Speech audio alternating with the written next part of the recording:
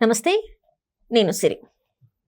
AP ముఖ్యమంత్రి చంద్రబాబు నాయుడు గారు, లోకేష్ గారు అయితే దావోస్‌కి వెళ్లారు. అక్కడ చాలా వరకి పెట్టుబడిదారులను ఆకర్షించాలని చెప్పి చాలా వరకు అనుకున్నారు. కానీ ఎక్కడ కూడా ఎంఓయూలు జరగలేదు అని చెప్పేసి ఒక వార్త అయితే బయటకొస్తుంది. మరి ఎందుకు జరగలేదు, ఏంటనే అంశాన్ని మనకి వివరించడానికి మనతో పాటు ఉన్నారు ప్రముఖ సీనియర్ జర్నలిస్ట్ దుర్గా కుమార్ గారు.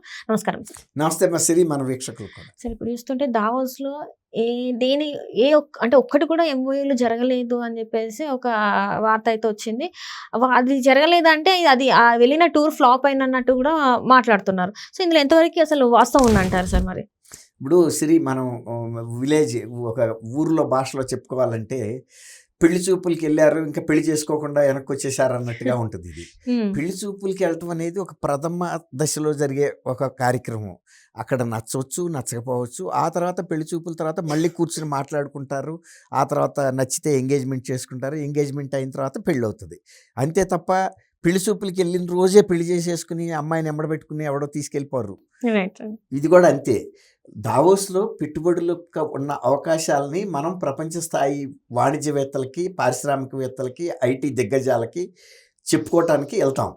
అక్కడ చెప్పినప్పుడే వెంటనే ఎంత పెద్ద మల్టీనేషనల్ కంపెనీ కూడా ఒక అవగాహనకు వచ్చేసి రండి, మీ రాష్ట్రంలో మేము పెట్టుబడులు పెట్టేస్తామనేసి ఎంఓయూలు చేసుకోదు. కానీ అప్పటికే కనుక ఒక అవగాహన జరిగితే అప్పుడు ఆ వేదిక మీద ఎంఓయూలు మార్చుకుంటారు. అప్పటికి గత ఒక 10 నెలల క్రితం ఒక అవగాహనకు వచ్చేసింది అనుకోండి, వాళ్ళ ప్రతినిధులు ఆంధ్రప్రదేశ్ రావటం, ఆంధ్రప్రదేశ్ ప్రభుత్వం ఆ ప్రతినిధులతో చర్చించటం, వాళ్ళకి కావాల్సినటువంటి మౌలిక సదుపాయాల గురించిన అవకాశాలు చూపించటం, తర్వాత వాళ్ళకి ఇచ్చే మినహాయింపులు లేకపోతే పన్నుల విషయంలో ఇచ్చే కొన్ని రాయితీల గురించి చర్చించుకోవటం, ఇవన్నీ కనుక జరిగితే అప్పటికి ఒక ఎంఓయు అంటే మెమొరాండమ్ ఆఫ్ అండర్స్టాండింగ్ అవగాహన వస్తే వాళ్ళు అది పూర్తి చేసుకుని కేవలం ఫోటో సెషన్ లాగా అక్కడ మార్చుకుంటారు దావోస్లో. అంతకు ముందు జరిగినటువంటి అన్ని మాట్లాడుకుని లగ్న పత్రిక రాసుకోవటం లాంటిది. అర్థమైందా? అంతే తప్ప అప్పటికప్పుడు వెళ్ళగానే లగ్న పత్రిక రాసుకునే పరిస్థితి ఎక్కడా ఉండదు. అట్లా రాసుకున్న పత్రిక కూడా చెల్లదు. ఎందుకంటే ఆ తర్వాత పిల్లలకి ఇష్టం లేకపోవచ్చు, కుటుంబాలకి ఇష్టం లేకపోవచ్చు, అనేక మంచి చెడు ఆలోచించాలి. ఎందుకంటే ఇక్కడికి వచ్చి మరి నిజంగానే పెట్టుబడిదారులకి వాళ్ళు ఇక్కడ ప్లేసెస్ అన్ని చూసుకుంటారు, ఉండాలి, ప్రదేశం అనుకూలంగా ఉండాలి, అన్ని లభ్యతలు ఉండాలి, మౌలికమైనటువంటి వస్తువులు, నీరు, కరెంటు, భూమి, ట్రాన్స్పోర్టేషన్, షిప్మెంట్ కి సంబంధించి అనేక అంశాలు వాళ్ళు. తర్వాత మానవ వనరుల లభ్యత కూడా ఉండాలి, తర్వాత ఆర్థిక వనరులు అన్నీ ఉండాలి, తర్వాత మార్కెటింగ్ కి సంబంధించి ఉండాలి, అన్ని అంశాలు ఇమిడి ఉంటాయి. కాబట్టి కేవలం దావోస్లో జరిగింది ఏంటంటే చంద్రబాబు నాయుడు గారు అంత అవగాహన లేకుండా వెళ్ళలేదు.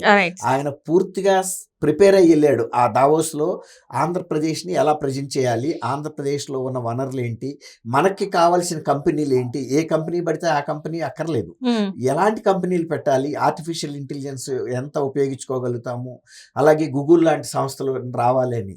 అట్లాగే ఆర్సెల్ఆర్ మిట్టల్ అనే ఒక కంపెనీ 1,50,000 కోట్ల రూపాయలు పెట్టుబడి పెట్టడానికి ఒప్పుకుంది, సిద్ధమయ్యింది. కానీ అది అక్కడ ప్రకటించట్లేదు. 1,50,000 కోట్లు ఒక కంపెనీయే, ఆల్రెడీ అగ్రిమెంట్ జరిగింది. కానీ అది అక్కడ ప్రకటించదలుచుకోవాలి, దాన్ని ఆంధ్రప్రదేశ్లోనే ప్రకటించదలుచుకున్నారు. ఇక్కడ స్వరాష్ట్రంలో ప్రజల మధ్యలో అదిగో ఆర్సెల్ఆర్ మిట్టల్ వాళ్ళు స్టీల్ ఫ్యాక్టరీ ఇదిగో 1,50,000 కోట్లతో పెడతారు ఫలానా సాటా అనేది దావోస్లో ప్రకటించాల్సిన అవసరం లేదు. అది అవగాహనకు వచ్చేసింది. ఇది అంతకుముందు కూడా కొంత వ్యవహారం జరిగింది, ఇంకా కొంత అక్కడ కూడా జరిగింది. మొన్న వెళ్ళినప్పుడు ఏం చేశారంటే లోకేష్ గారు కానీ, తర్వాత పరిశ్రమ భరత్ కానీ, ముఖ్యమంత్రి చంద్రబాబు నాయుడు గారు కానీ ఒక ఆంధ్రప్రదేశ్కి సంబంధించిన ఒక ప్రత్యేక పెవిలియన్ ఏర్పాటు చేశారు. అక్కడ ఏ సందర్భంలో అయినా సరే 3 రౌండ్ టేబుల్ కాన్ఫరెన్సెస్ ఒకేసారి జరిగే విధంగా ఏర్పాట్లు చేశారు. ఎందుకంటే అంతర్జాతీయంగా వస్తున్న సంస్థల ప్రతినిధులు వేచి ఉండే పరిస్థితి ఉండకూడదు. దాని తర్వాత సమావేశాలు జరిగేది 3 రోజులు మాత్రమే.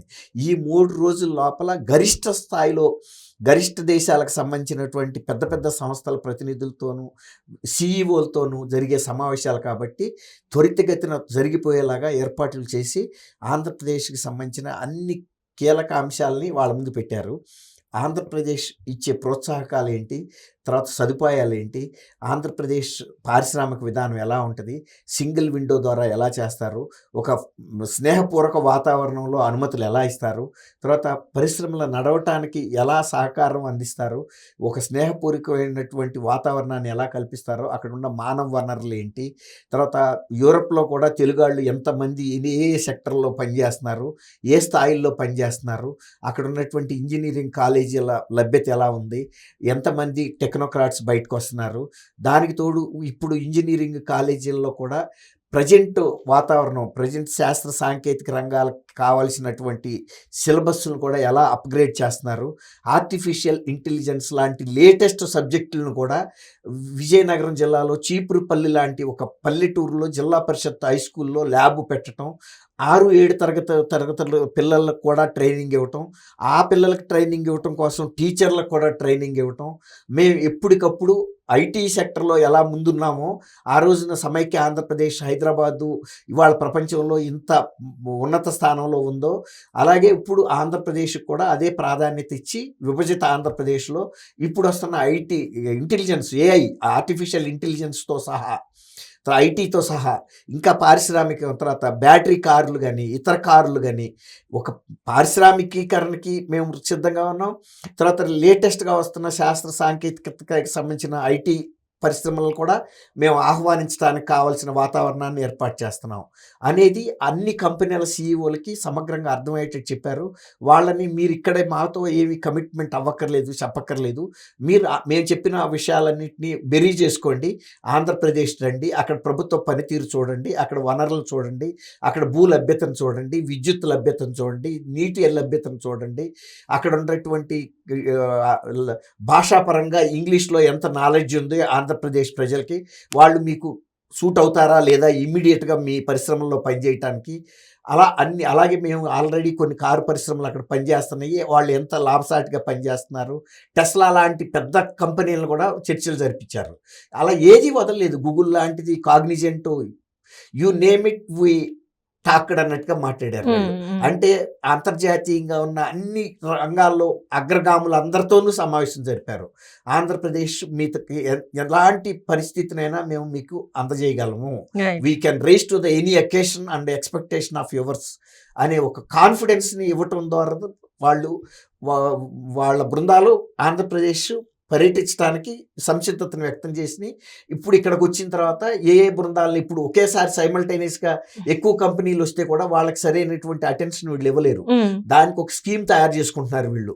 ప్రతి నెలలోనూ 1-2 కంపెనీలను ఆ ప్రతినిధులను తీసుకురావటం, వాళ్ళకి రాష్ట్రంలో వాళ్ళకి ఎక్కడెక్కడ అనుకూలమైనటువంటి ప్రదేశాలు ఉంటాయో అవి చూపించడం, తర్వాత పారిశ్రామిక విధానాల గురించి ఇంకా డీటెయిల్డ్గా ఇక్కడ చెప్పటం, చూపించడం, తర్వాత ఆల్రెడీ నడుస్తున్న పరిశ్రమల వాళ్ళతో కూడా చర్చించడం, వాళ్ళ అనుభవాలకి వీళ్ళకి చెప్పించడం, మేము ఎలా వచ్చాము, ఎలా జరుగుతున్నది వాళ్ళ పనితీరు అనేది ఒక ఆచరణాత్మకమైనటువంటి పథకంతో వెళ్ళారు. కానీ అక్కడికక్కడ క్షణాల్లో ఏదో ఒప్పందాలు చేసేసుకుని అనే అంశం మీద వాళ్ళు వెళ్ళలేదు. కాబట్టి అక్కడ ఏ ఒప్పందం చేసుకోవటానికి ఆంధ్రప్రదేశ్ ప్రభుత్వం కూడా సుముఖ చూపించలేదు.